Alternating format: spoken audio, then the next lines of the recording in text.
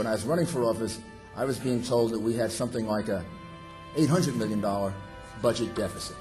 When I came into office, all of a sudden, and looked at the books, I realized it was $2.3 billion deficit, and we were halfway through the fiscal year. In response, we imposed real fiscal discipline. You can go examine it. We cut real programs, we cut real taxes, and we got real results that are measurable.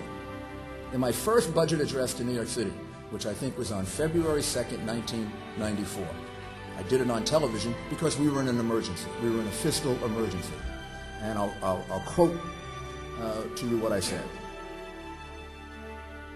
We're going to cut taxes to attract jobs so our people can work. Now, that may seem self-evident to you. To New York City, this is almost heresy. After 9/11, some deep thinkers asked him, would this be a good time to save the city by increasing taxes? And he said, and I quote, that was a dumb, stupid, idiotic, and moronic idea.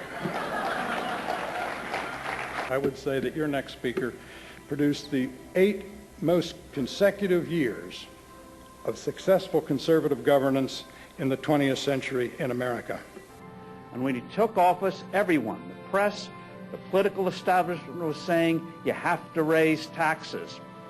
What made me love this man was he took all those recommendations, just threw them in the garbage can, sent them to the dumpster. He recognizes that taxes are not just a means of raising revenue. He also knows they are a price and a burden. The tax you pay on incomes, the price you pay for working, tax on profits, the price you pay for being successful, tax on capital gains, the price you pay for taking risks that work out. And he understood that if you exercise fiscal discipline, reduce the tax burden, New York, and indeed eventually the nation, will prosper. David, there's an assumption in your question that is not necessarily correct. It's sort of the Democratic liberal assumption. I need money, I raise taxes. The way to do it sometimes is to reduce taxes and raise more money. I lowered income taxes by 25%. I was collecting 40% more from the lower income tax than from the higher income tax. But the knee-jerk liberal Democratic reaction, raise taxes to get money, very often is a very big mistake. Here's what I believe from experience, not just philosophy. I believe that you collect more money from lower taxes than you collect from higher taxes. I believe in supply-side tax policies.